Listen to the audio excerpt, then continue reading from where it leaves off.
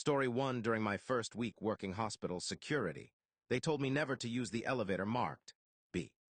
There was no basement level on the map, but the button existed anyway, small, faded, easy to miss. Maintenance only, my supervisor said quickly whenever anyone asked about it. One night around 2 a.m., I got a call about a disturbance near the mall. When I reached the elevator, the doors were already open. Inside, the B button was glowing. I hadn't pressed it. The elevator was empty. I should have walked away.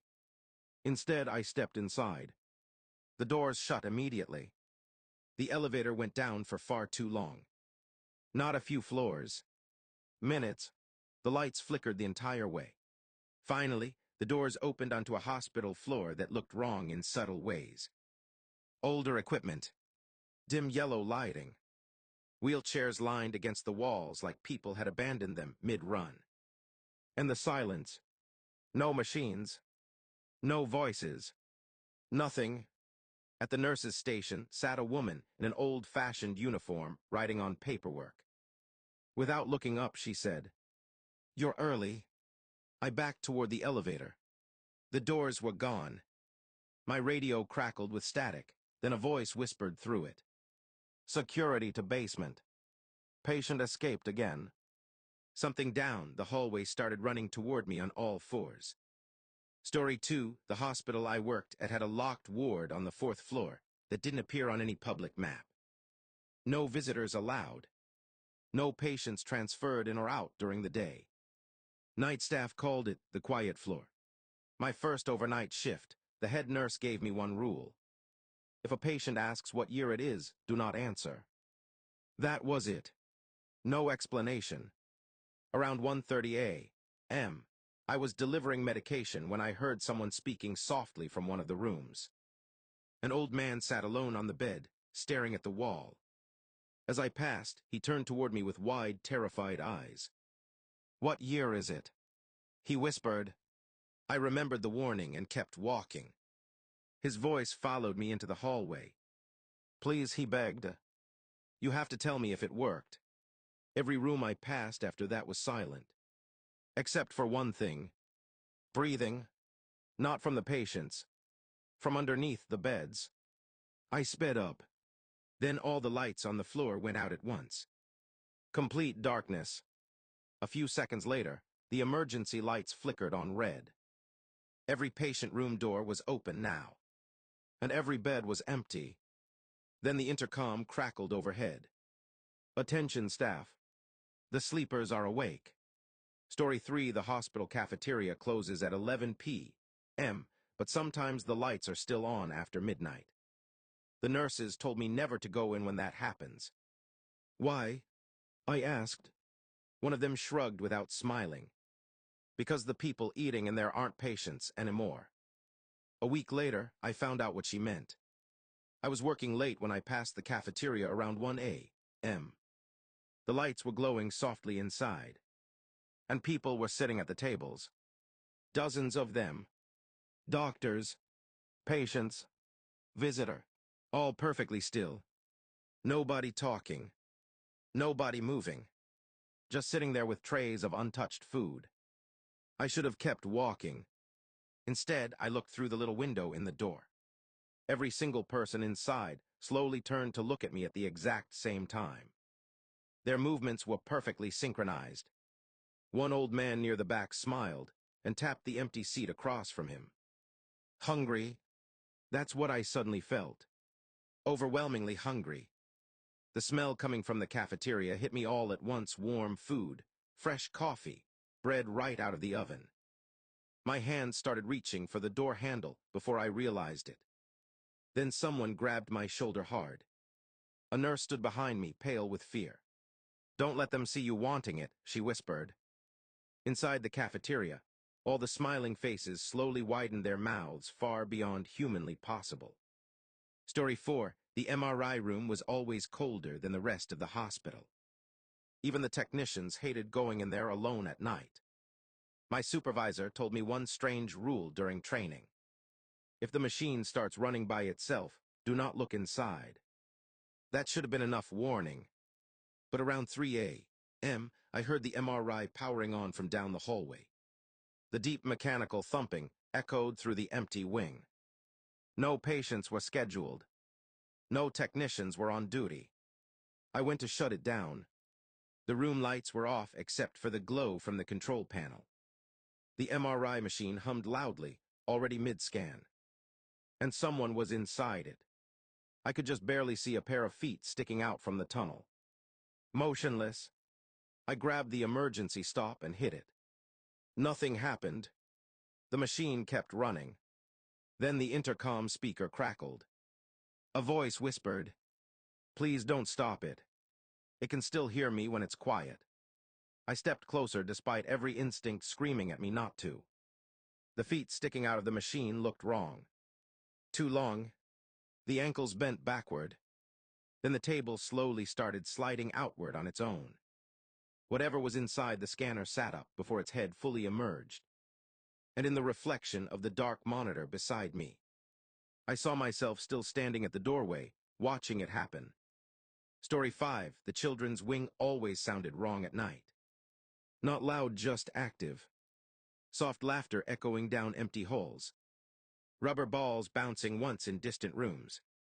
The squeak of sneakers on tile when no one was supposed to be awake. The nurses got used to it. I never did. One night during rounds, I noticed a little girl standing alone near the elevators.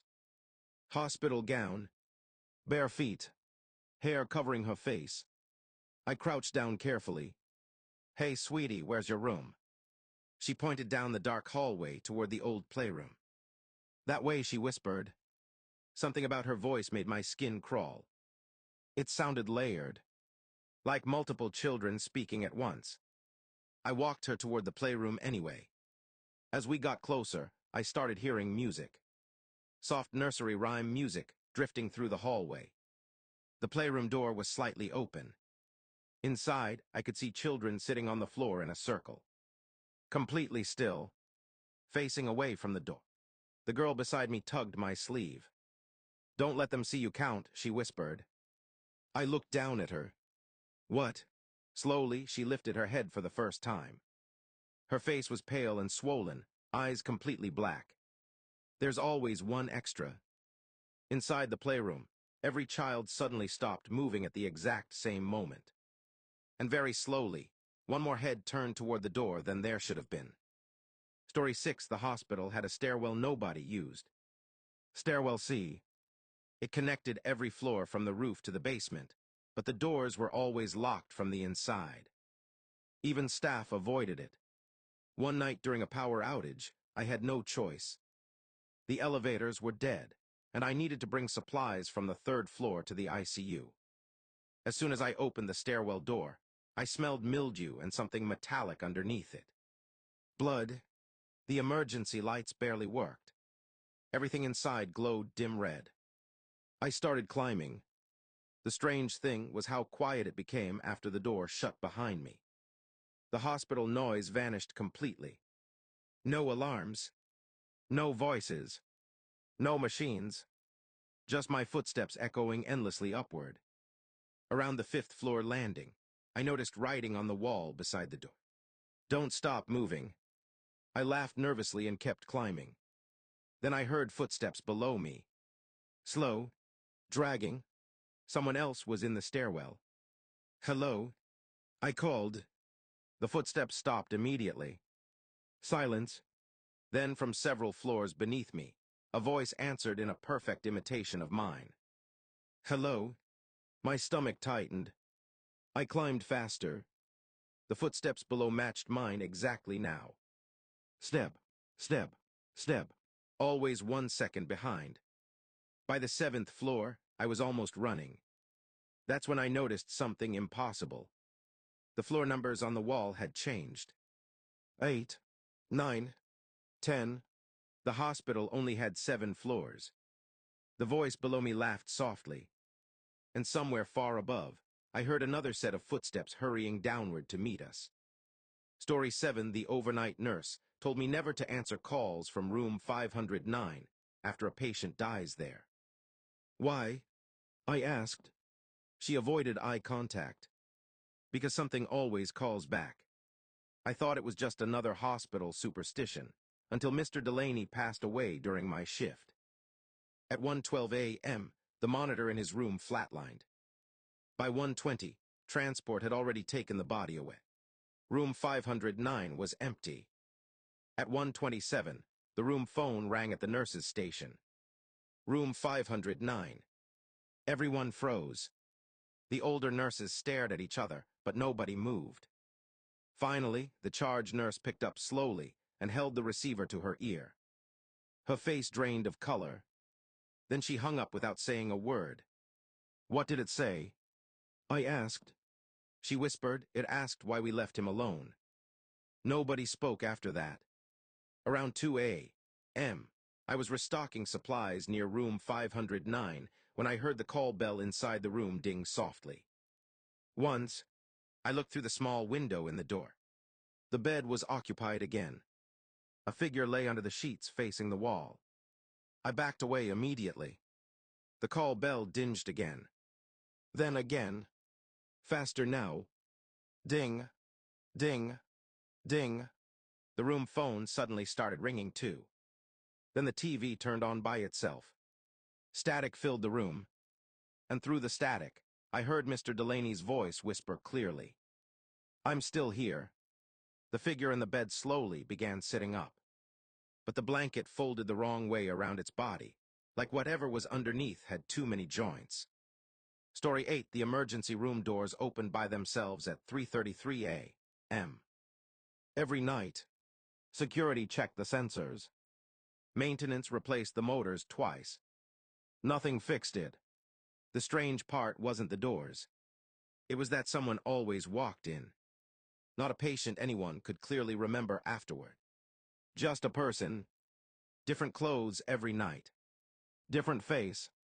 Same feeling. Cold. The nurses called them the last arrival.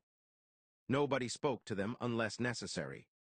My first night shift, I didn't know any of this.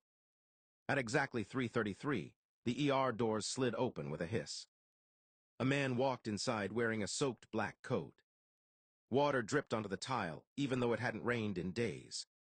He approached the front desk slowly. The triage nurse beside me went completely pale. The man smiled at me. "I think I died on the way here," he said calmly. I laughed awkwardly, expecting someone else to react. Nobody did. The waiting room was silent. Then I noticed something horrifying. The automatic doors had closed behind him, but the wet footprints continued inward from outside.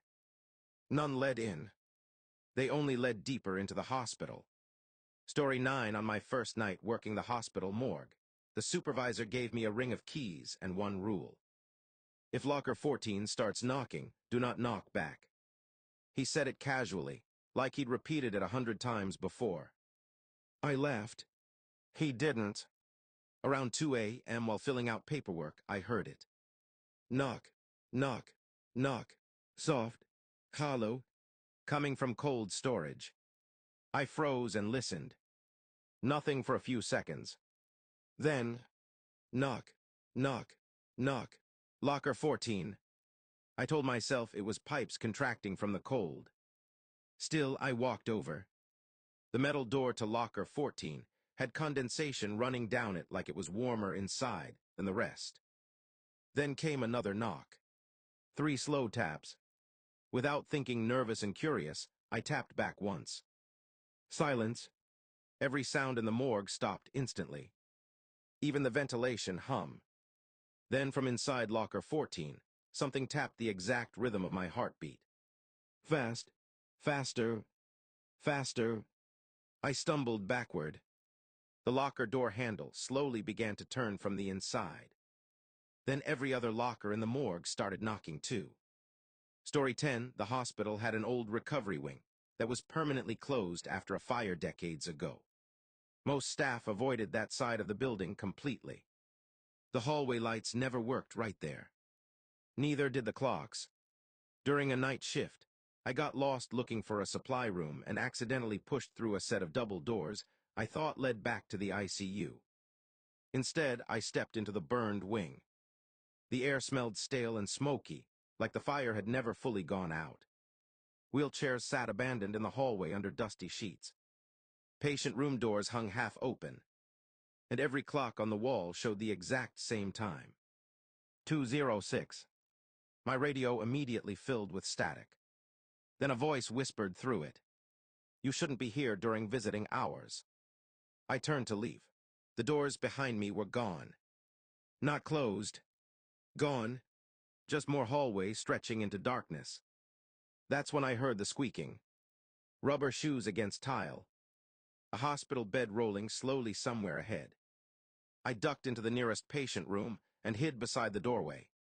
The sound got closer, closer, then stopped directly outside the room. I held my breath. Something slowly peeked around the doorway. Not a nurse, not a patient. Its skin looked melted smooth from heat, stretched tightly over a face with no eyelids. And strapped to the bed behind it were several figures moving weakly under burned blankets. The thing smiled when it saw me. Its teeth were black. "You stayed past visiting hours," it whispered. Then every room down the hallway suddenly filled with coughing.